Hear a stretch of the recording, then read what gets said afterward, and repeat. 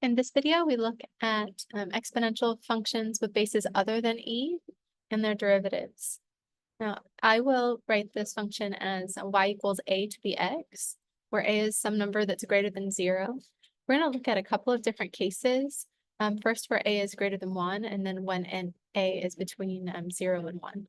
So this is our function.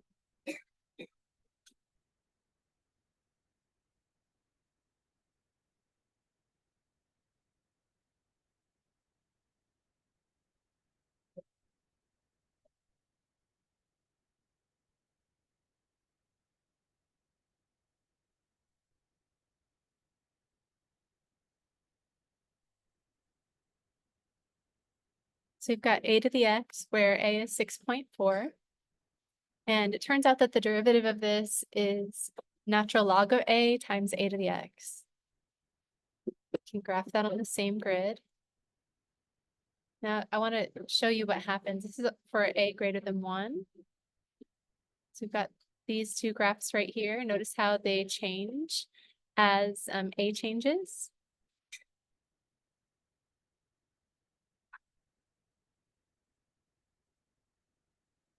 I want to show you what happens when a is equal to e. So e is approximately 2.72. So let's just type that in. You see that the function e to the x and its derivative are the same. So there's the function and there's the derivative, and they just sort of lie on top of each other so you can't see them. But if a is between 0 and 1, the derivative, or excuse me, between 1 and e, the derivative and its original function, they differ. The original function is this orange function, and then its derivative is this green one. Notice that if we're between 1 and e, the natural log of a is between 0 and 1. So we're actually taking a fraction of the y values here, a proper fraction. So that gives us derivative values that are below our original function. And then if we go past e, on the other side of e, like at a equals 6.64, for example, the slope is larger, and that makes sense. The derivative value is larger here because we're multiplying by natural log of a. In that case, if a is greater than e, then we're multiplying by a number that's greater than 1, because natural log of x is greater than 1. And if you're not sure, we can look at that graph. Let's look at y equals natural log of x. There it is. And then we can sketch y equals 0 and y equals 1.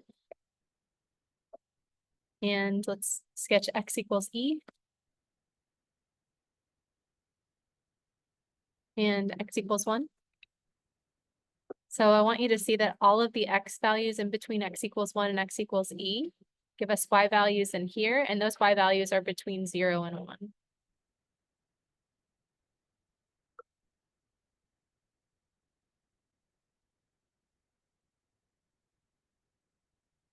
All right, now let's look at the tangent line at a point x naught, and we're going to let x change. And for this part of the demonstration, I want to use a particular value of a because I've kind of already done this a couple times. I'm going to use a equals 1.66. Here we're going to let x naught equal 3 to start, or actually let's do x naught equals 1.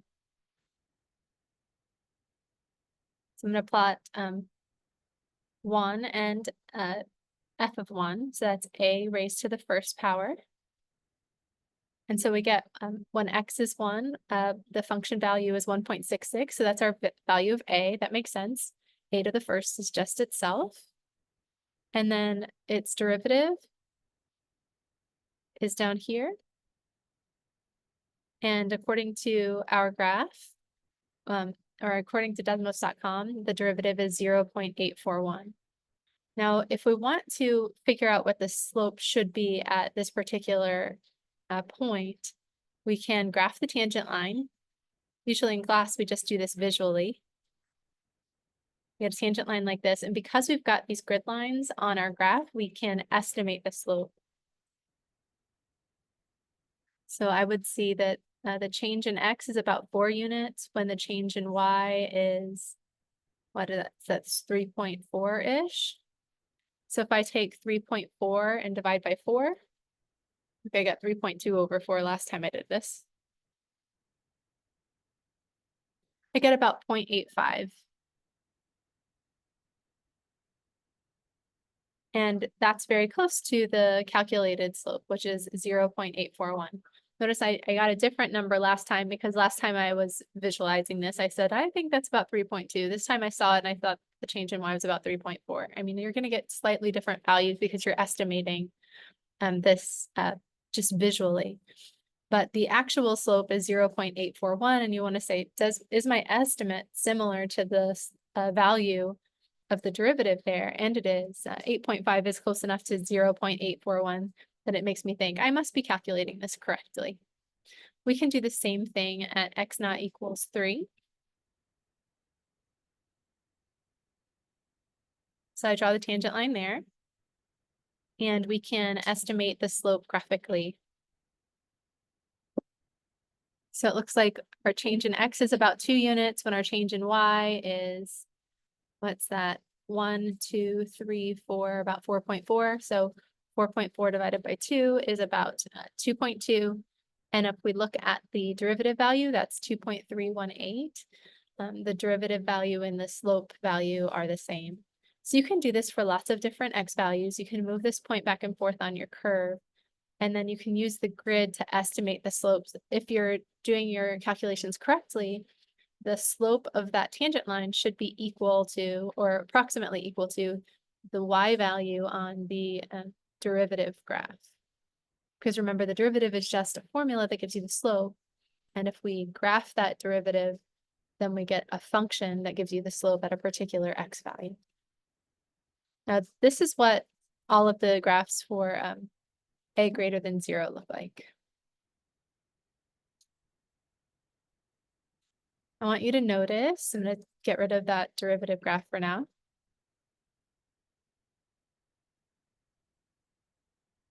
That the function is increasing. As long as a is between 1 and 10. When a equals 1, that's 1 to the x, which is 1, of course. But if a is any number greater than 1, that exponential function, like 2.85 to the x, has this general shape. It increases as you go from left to right. If a is larger, the graph just gets steep.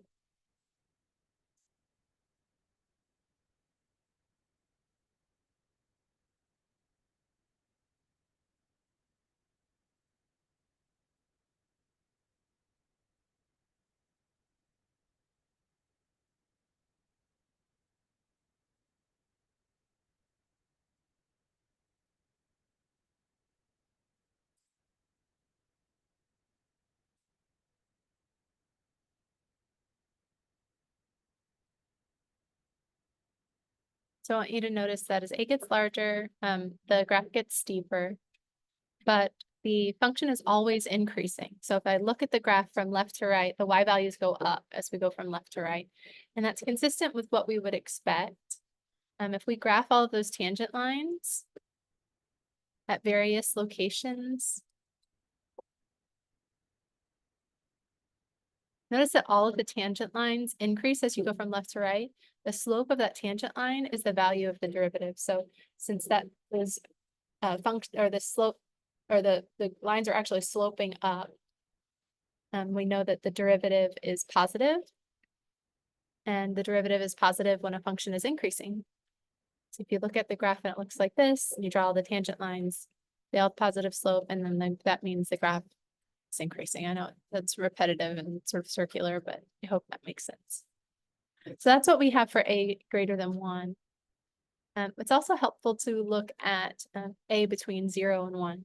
Now I just changed the variable from a to b, but the idea is the same.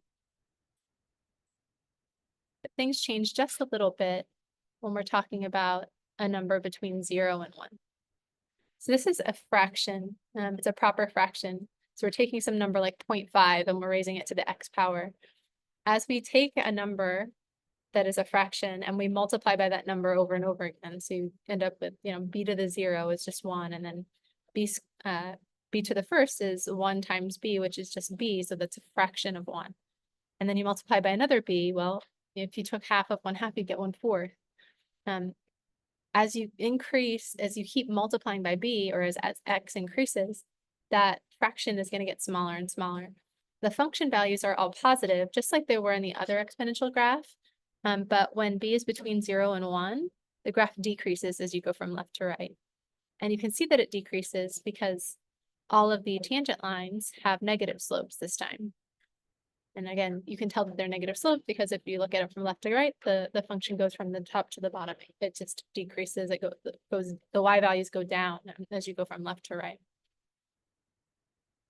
Now the derivative definition, or the formula for the derivative, is the same as before. It's just natural log of the base times the original function. And I pointed out that when b equals 1, we just get the horizontal line again. But of course, if we're between 0 and 1, we get graphs like this. And as b gets closer to 0, it gets steeper. But if we graph the derivative as well, notice that the derivative is negative here. The derivative is negative because the natural log of b is negative when we're on the interval from 0 to 1. We can see that if we graph just y equals the natural log of x.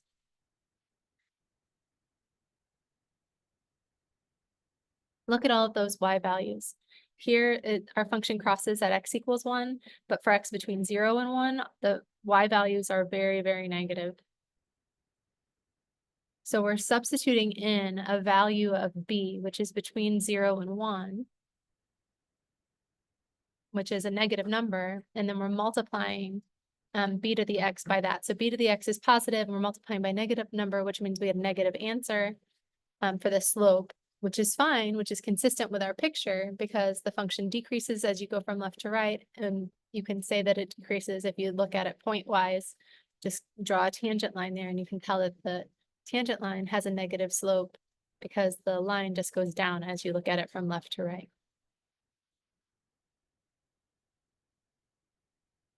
Now, right now I've got some points plotted. I've got x naught equals negative 1.73. And then I've got the tangent line here. Now, if we want to, we can compute the slope or estimate the slope graphically again. So it looks like if I go down, what is that? 0.6, 1.6, 2.6, 3.6, and then I go to the right, 2.4. I get the slope there. So I get 3.6 divided by 2.4, but it's negative because we went down 3.6 and to the right 2.4. I've got a slope of approximately negative 1.5 just using the grid and estimating. That's consistent with the derivative value. The derivative value is negative 1.542 according to the graph, according to Desmos.com.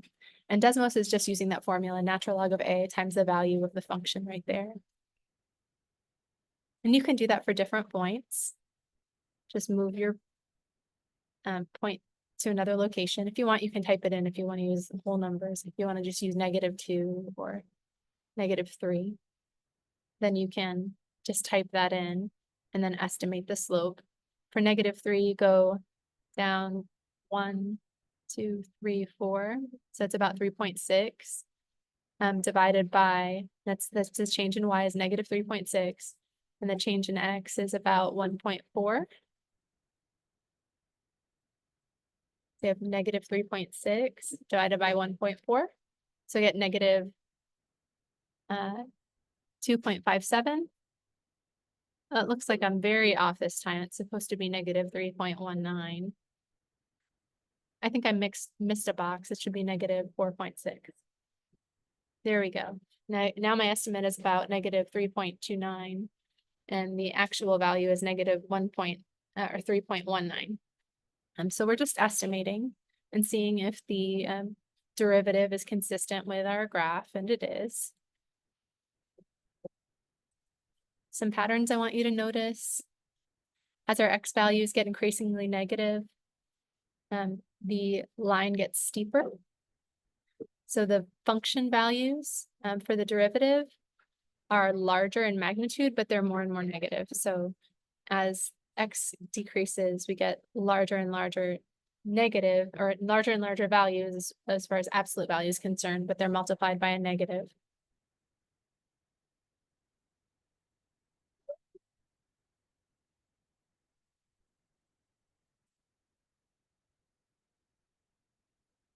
And I think that's it. I've already talked about all of that.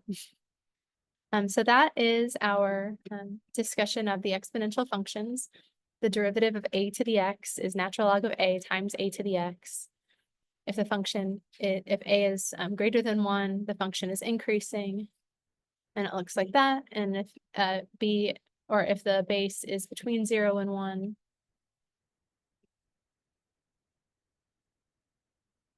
the graph looks something like that. It decreases as you go from left to right. That's the idea. And these derivative formulas actually give you exactly the right slope.